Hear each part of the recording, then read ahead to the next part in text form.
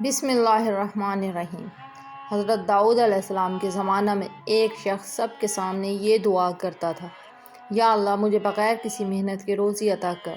تو نے مجھے ناکارہ اور مریل پیدا کیا ہے، تو مجھے رزق بھی مشقت کے بغیر دے، کیونکہ مریل گدھے پر گھوڑوں اور اونٹوں کا بوجھ نہیں لادا جا سکتا۔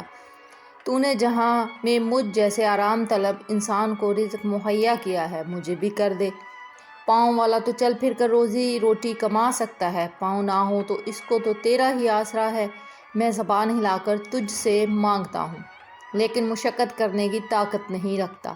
وہ شخص دن رات اسی دعا میں مشغول رہتا تھا۔ لوگ اس کی یہ حالت دیکھ کر ہنستے اور کہتے تھے کہ یہ شخص بڑا بے وقوف ہے۔ اللہ نے ہر کسی کو کھانے کمانے کے گر بتائے ہیں، وہ اسی میں دل لگا کر روزی کماتا ہے۔ اس دنیا میں بے سبب کسی کو رزق نہیں ملتا۔ ہم دیکھتے ہیں کہ ہمارے زمانے کے نبی داؤد علیہ السلام ہیں، جانور تک ان کا حکم مانتے ہیں۔ اللہ نے معجزے بھی عطا کیے ہیں۔ خوش الحان ایسے ہیں کہ ان کے واعظ میں سینکڑوں لوگ اللہ کو پیارے ہو جاتے ہیں۔ جیسے ان کی خوش الحانی سے ہرن چیتے تک مست ہو کر بت بن جاتے ہیں۔ پرندے تو ایک طرف پہاڑ بھی متاثر ہوتے ہیں، باوجود اتنی شان کے ان کو بغیر مشقت کے روٹی نہیں ملتی، مگر یہ ناکارہ انسان چاہتا ہے کہ اسے بیٹھے بٹھائے خزانہ مل جائے اور کوئی مشقت کرنی ہی نہ پڑے۔ دنیا میں یہ بھی کبھی ہوا ہے بھلا؟ لوگ سو باتیں کرتے مگر وہ اپنی دعا میں مشغول رہتا۔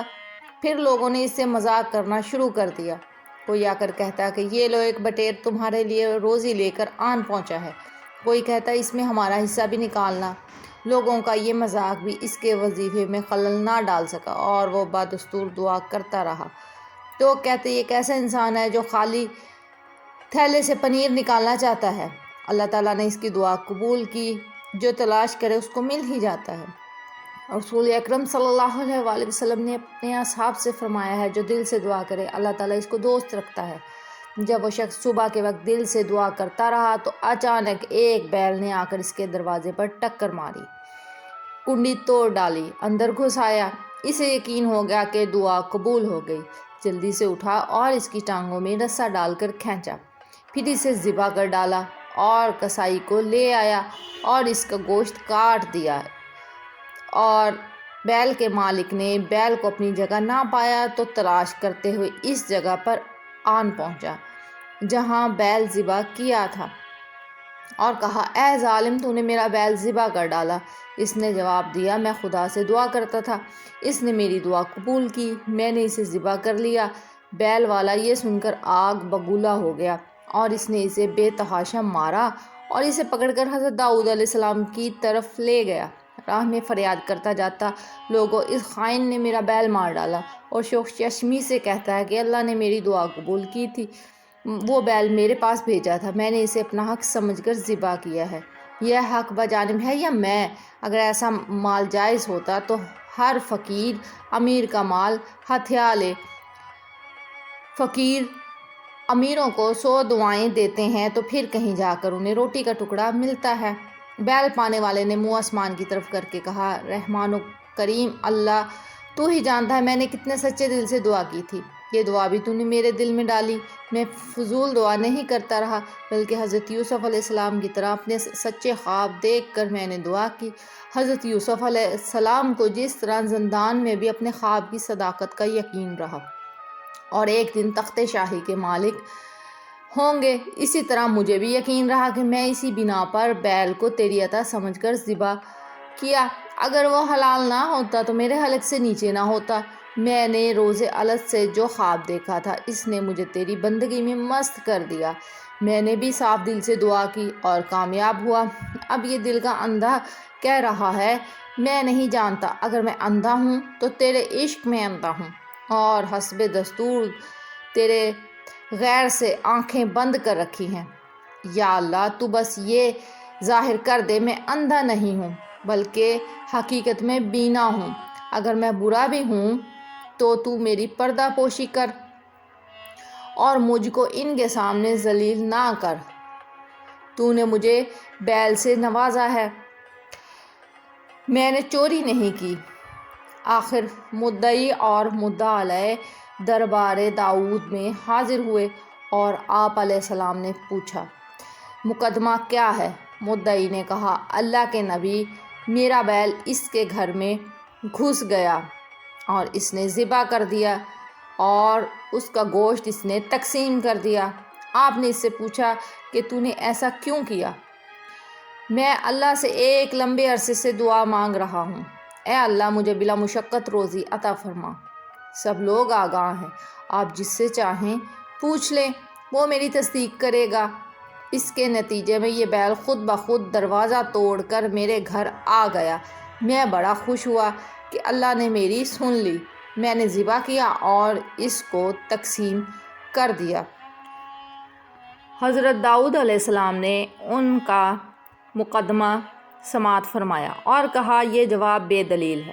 شریعت ظاہر پر حکم کرتی ہے، یہ بیل تجھے بخشا نہیں گیا اور نہ ہی تو نے خریدا، وراثت کے طور پر بھی نہیں ملا۔ تو نے کسب سے پیدا نہیں کیا، جب تک کوئی کاشت نہ کرے پیداوار نہیں لے سکتا، کسی جائز طریقے سے حاصل نہیں کیا۔ فیصلہ یہ ہے، زیادہ باتیں نہ بنا اور اس کا مال اس کو دے دے، چاہے تجھے قرض ہی کیوں نہ لینا پڑے۔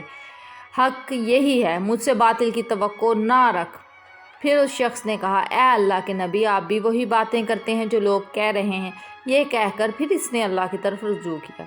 اے اللہ، تو میرے دل کا درد جاننے والا ہے۔ جو روشنی تو نے میرے دل میں ڈالی ہے، داؤد علیہ السلام کے دل میں بھی ڈال دے اور انہیں حقیقت حال سے آگاہ کر دے۔ اس دعا کے بعد بے اختیار اس کے دل سے آہ و فغان نکلی، جس کا حضرت داؤد علیہ السلام کے دل پر بڑا اثر ہوا۔ آپ نے فرمایا، مجھے ذرا اور غور کرنے دو، جلدی نہ کرو۔ نماز میں مشغول ہو گئے۔ دل کی صفائی کی بدولت دل کا دریچہ کھلا۔ چنانچہ اللہ کی طرف سے اطلاع پا کر دوسرے دن آپ نے اپنا دربار لگایا۔ مدعی نے مدعا علیہ کو مخاطب کر کے طعن و تشنیع شروع کی۔ اس نے کہا کہ تو نے جو مال کھایا تجھے کس طرح حلال ہو سکتا ہے؟ حضرت داؤد علیہ السلام کو مخاطب کر کے کہا، اے اللہ کے نبی، یہ کس طرح ہو سکتا ہے؟ بیل تو میری ملکیت تھا، اللہ اسے کیسے دے سکتا ہے؟ حضرت داؤد علیہ السلام نے فرمایا، یہاں سے خاموشی سے چلا جا، اللہ نے تیری پردہ پوشی کی ہے، تو اب خود ظاہر نہ کر۔ وہ بے وقوف اور شور مچانے لگا، یہ کیا انصاف ہے؟ اب کوئی نئی شریعت نافذ ہو گئی ہے کیا؟ آپ کے انصاف کی شہرت تو زمین و آسمان تک ہے۔ مجھ پر جو ظلم کیا جا رہا ہے وہ ایسے ہے کہ لڑکوں نے بھی کبھی اندھے کتے پر نہیں کیا۔ یہ ظلم تو پہاڑوں کو بھی پھاڑ دے گا۔ مدعی اسی طرح شور مچاتا رہا۔ ایسا ظلم نہ کریں، یہ سن کر حضرت داؤد علیہ السلام نے کہا، اپنا سارا مال مدعا علیہ کے حوالے کر، ورنہ تیرا سارا پول کھول دیا جائے گا۔ مدعی نے یہ سن کر سر پر خاک ڈالی اور کپڑے پھاڑ کر کہا، آپ ظلم کر رہے ہیں۔ وہ دیر تک یہ گستاخانہ کلمات بکتا رہا۔ داؤد علیہ السلام نے فرمایا، اے بد نصیب گدھے، تیری قسمت میں پردہ پوشی نہیں، تیرا ظلم بتدریج ظاہر ہو رہا ہے، تو اپنے زیر جامہ نجاست آلود کر چکا ہے اور اس قابل نہیں ہے کہ تجھے پھوس بھی دیا جائے۔ یہ سن کر مدعی نے پھر واویلا شروع کر دیا، جس پر آپ نے فرمایا، تیری جان تب بچ سکتی ہے جب تو اپنے اہل و عیال کو بھی اس کے حوالے کر دے۔ اس حکم پر وہ پتھر سے اپنا سر پھوڑنے لگا اور ادھر ادھر دوڑنے لگا۔ لوگ بھی حیران تھے کہ حضرت داؤد علیہ السلام کیسا حکم دے رہے ہیں۔ حضرت داؤد علیہ السلام کے حکم پر مدعی کے حمایتی، جو خود ظالم تھے، گھات سے نکل کر کتوں کی طرح او او کرنے لگے۔ یا نبی علیہ السلام، آپ یہ کیا ستم کر رہے ہیں؟ یہ دیکھ کر آپ نے فرمایا، میرے ساتھ جنگل کی طرف چلو، جہاں ایک گھنے درخت کی جڑوں سے بے گناہ کے خون کی بو آ رہی ہے، اس کے باپ کے خون کی، جو اس ظالم مدعی نے بے دریغ بہایا تھا تاکہ اپنے مقتول آقا کے مال پر قبضہ کر سکے۔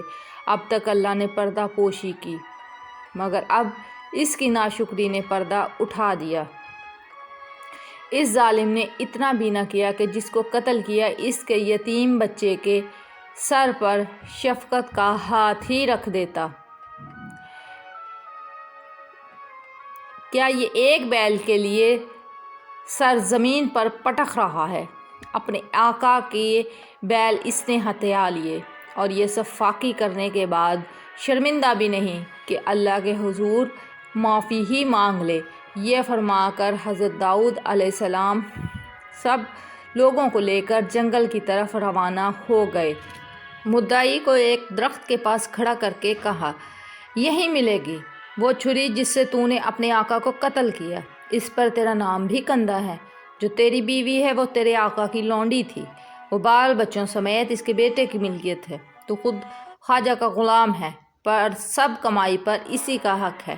یہ بیان کر کے حضرت داؤد علیہ السلام نے زمین کھودنے کا حکم دیا۔